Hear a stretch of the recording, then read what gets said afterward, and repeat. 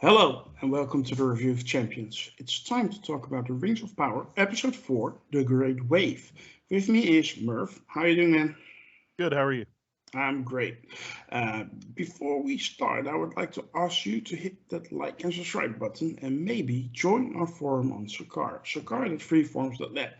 It's that nice little community full of nice fans, and we're talking pop culture. We would love it if you sign up and join the conversation. If you want, you can be on the show as well. As you can see, we need people to join us to increase our panel members. We're going to talk spoilers, so if you haven't seen the episode, go check it out first and then come back to the video.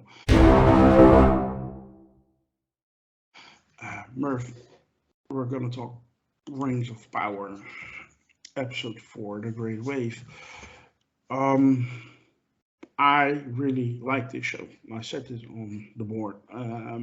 It's been a long time since have seen a show that uh, captured me like this one did. I'm thinking Game of Thrones, and that's more than 10 years ago by now. Uh, how about you?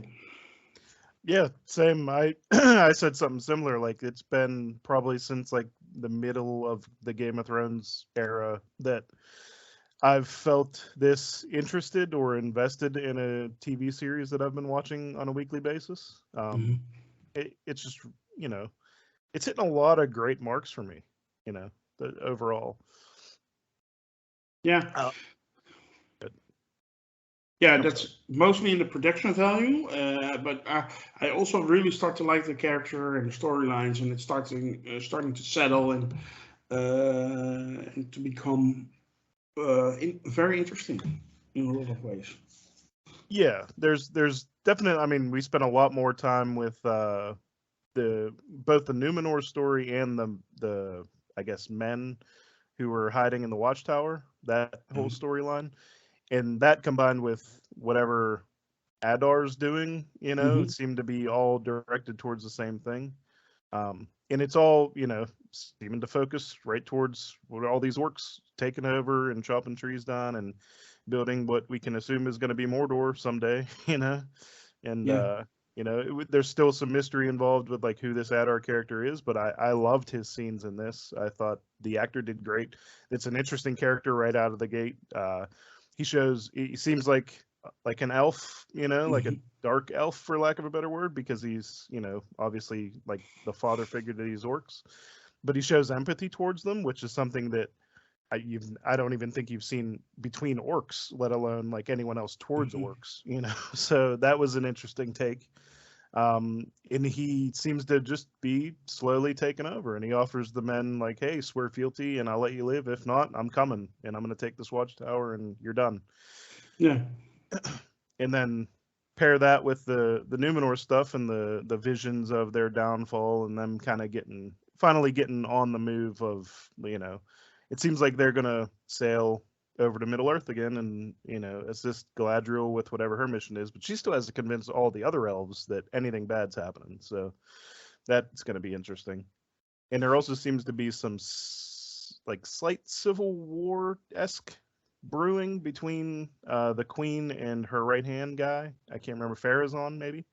He Mhm. seems to be like pushing the people to be men first and that sort of thing. And I can see where that eventually is gonna uh, maybe make a power play. Like he might be able to make a power play at some point, saying we're done, we're not helping these elves, like unless they kneel to us, men Mhm. first, that sort of thing. Mm. Yeah, it was all very very interesting. Yeah. Yeah, I agree. I really also enjoyed the episode. I'm mostly interested in the Numenor storyline with Galadriel and Halbrand and well, I, I was constantly thinking, okay, at a certain moment, Elendil and his son will sail to Middle Earth together with Galadriel, and then they will settle the kingdom of Gondor at a certain moment.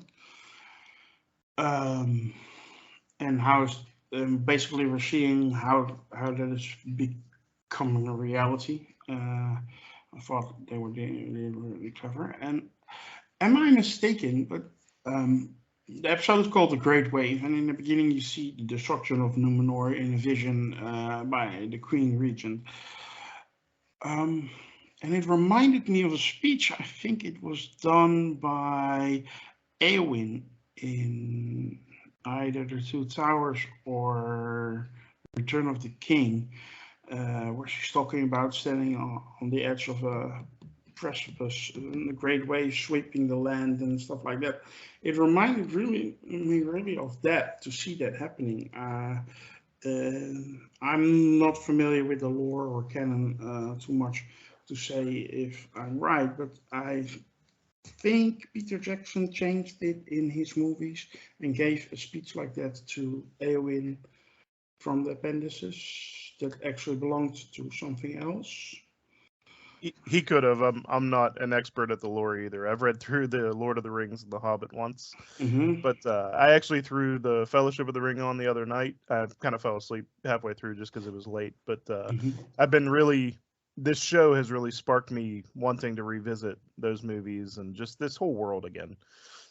To a greater extent. And I don't remember all the specifics. The only thing I can recall about Numenor from anything is that I believe it's almost like a pride before the fall kind of situation. Like I feel like they start putting themselves ahead of everything else, and you see signs of that coming.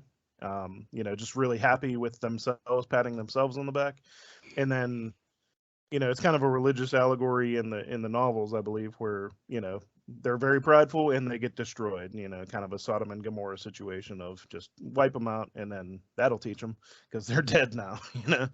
But if it leads to that, great. I think there's a little more to it where like Sauron's involved in the actual story, and that has yet to be shown. There's a lot of speculation on if Sauron's a character that we've already met, and I don't know if he is or isn't, and speculation based on nothing really. So I'm curious to see just the whole Numenor situation in general. Like I'm in for that. I'm really curious to see it.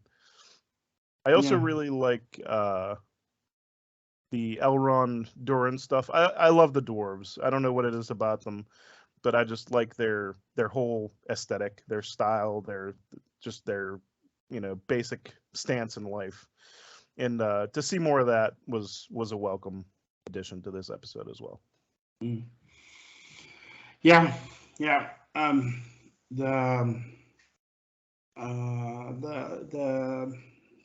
dwarf and Elrond stuff was also quite enjoyable. I really like Durin's wife. Yeah. she cracks me up every time I see her. I really like how they introduced Mithril. That was in the box, by the way. Yeah.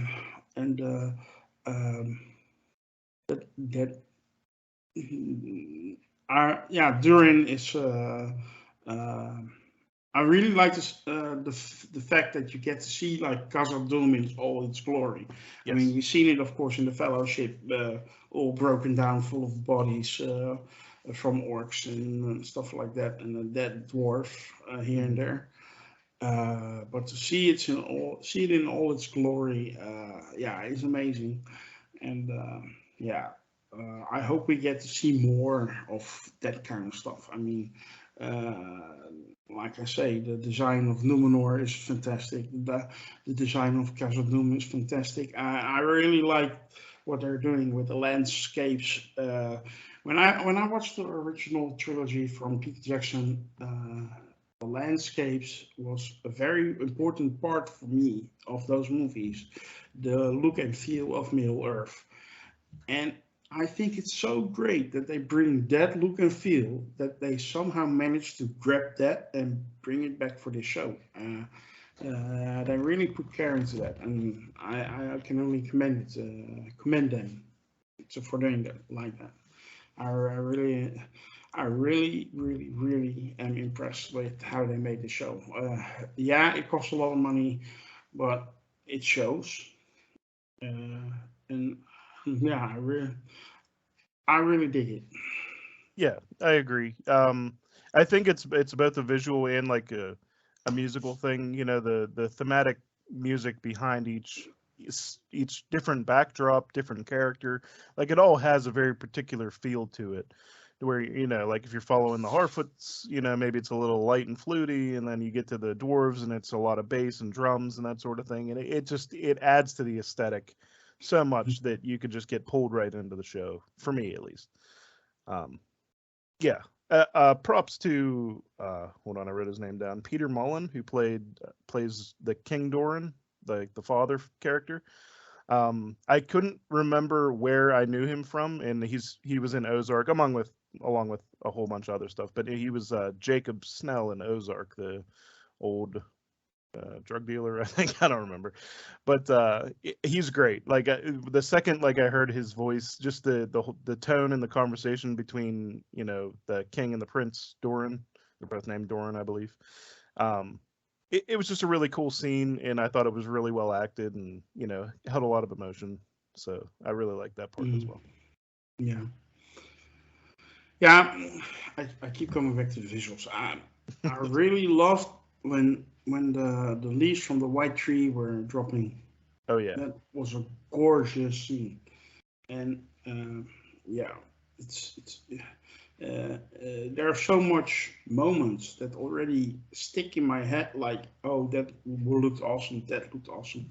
Um, okay, let's talk about characters and how they're developing. Um, I think the main character of this show so far has been Galadriel, and um, I see a lot of discourse online about the way Galadriel is being portrayed in this show.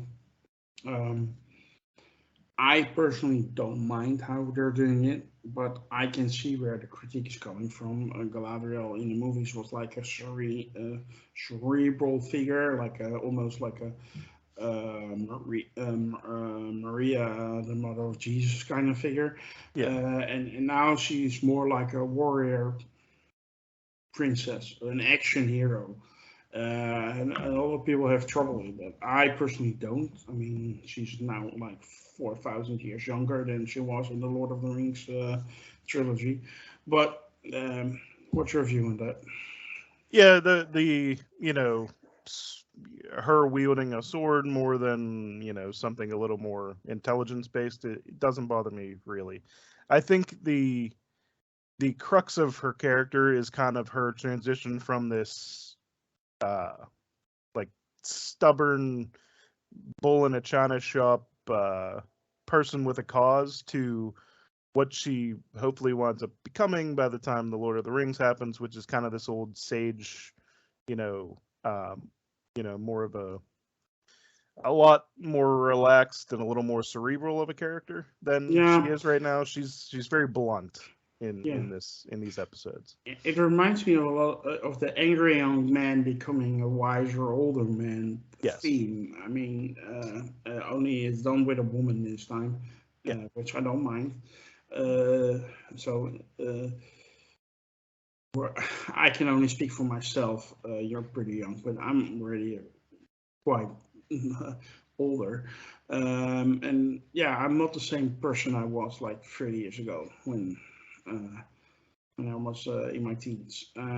It's you change, you grow, you mature, you wise up. I Yeah. mean, uh, the things I thought back then, I don't think anymore the same, and Yeah. I don't react the same way anymore. You have seen it before, and you change the way you react to stuff. So I think it only makes sense that that also happens to an elf, only Yeah. over the course of 4,000 years. Yeah, I would assume that a few thousand years is enough to change a character in a lot of little ways. Yeah, In her, being more of the physical sort as opposed to the mental sort at this point.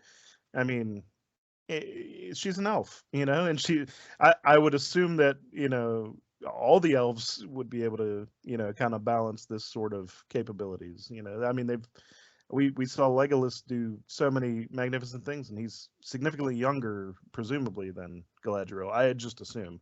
I don't actually know how old Legolas is, but I Yeah, mean, me neither. But yeah, they achieved the impossible for humans, But yeah, yeah, it's yeah, entertaining. So exactly. Yeah, I also don't have. I really think they are doing a great job, and I'm. The one thing I didn't like about this episode, and that was just that we didn't get even one short scene with the Harfoots and the stranger that fell from the sky. Um, because I really like the vibe of that storyline. I mean, it reminds me of the Hobbits and the Shire and stuff like that, and um, we didn't get that. And yeah, I really wish we did just a little bit. yeah, I mean, so I've heard a lot of people saying that this is their least favorite portion of the show, and I don't find that at all. Like I I think it adds a much needed like kind of whimsy feeling to the show.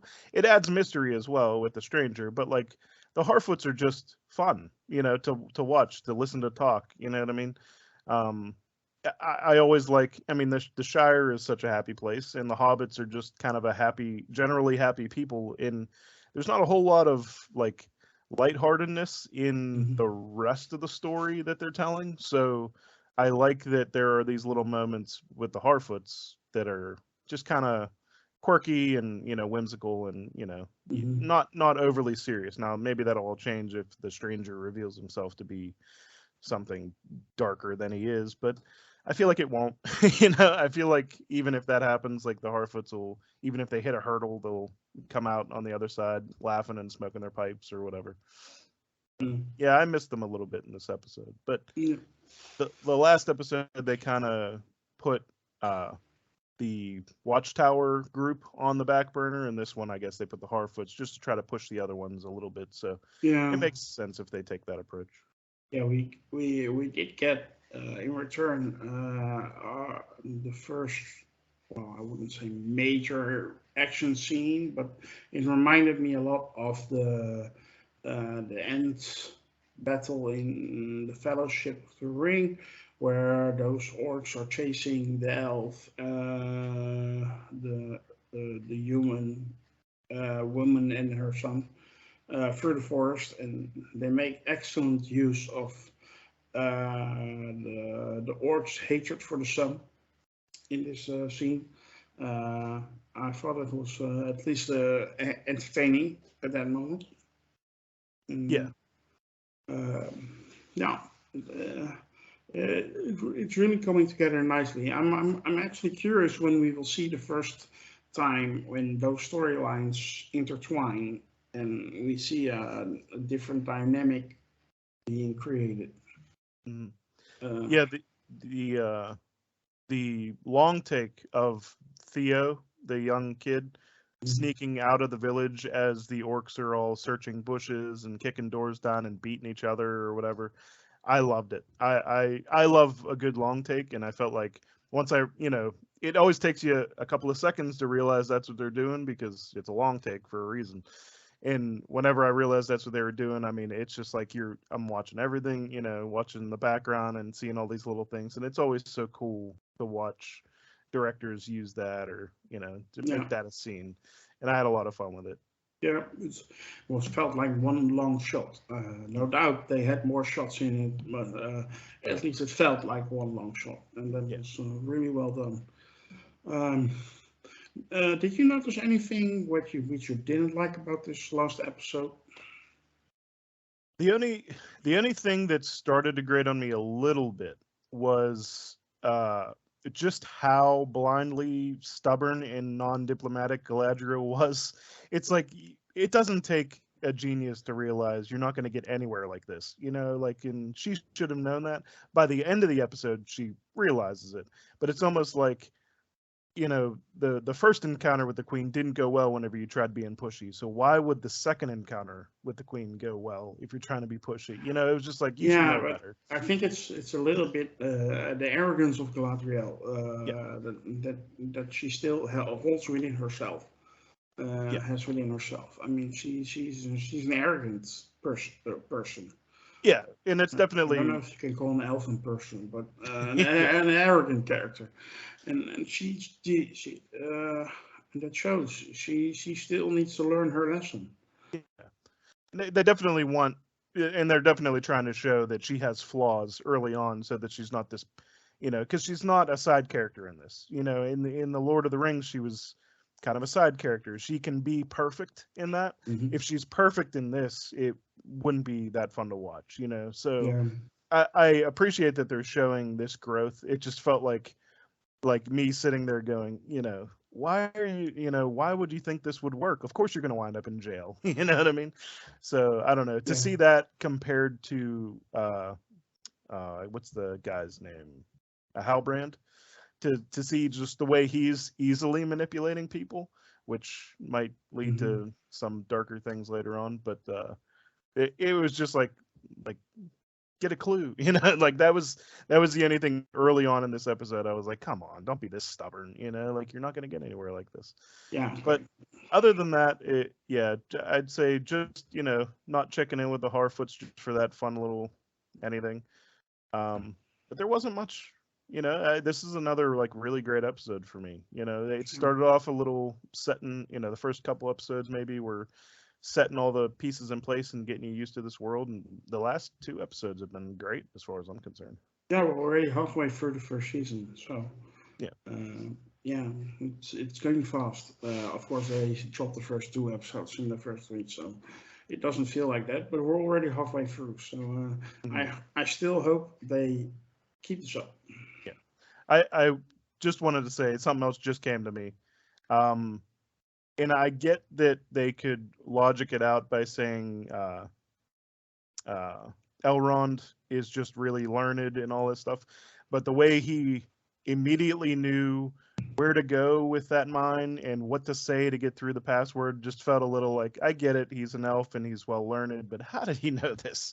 Like, give me something, show him reading a book that he brought with him or something like that. You know what I mean? Yeah. He just immediately walks into that mine like it was never even a secret. By the way, the actor who plays Elrond in the show was also in Game of Thrones, and he played a young Ned Stark in. That's right. And Ned Stark, of course, was played by Sean Bean, right, who also played Boromir in the Lord of the Rings trilogy. So that's kind of funny. And Boromir, of course, knew Elrond. So right. Big circle, just a big circle. So that's kind of funny. Yeah. So, but anyway, let's just move on to rating the show, or this week's episode. Sorry, I should say.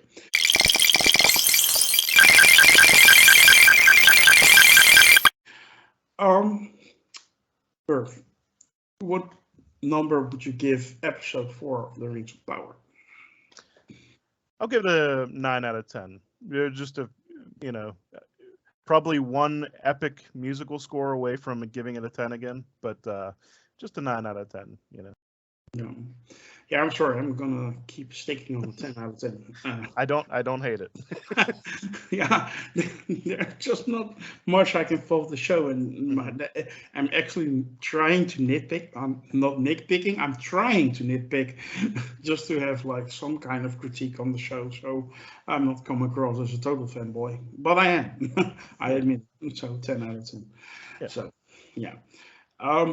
That will conclude our review for episode 4, The Great Wave of The Rings of Power. Before we finish, I would like to ask you all to hit that subscribe button and notification bell on YouTube. Follow us on Twitter.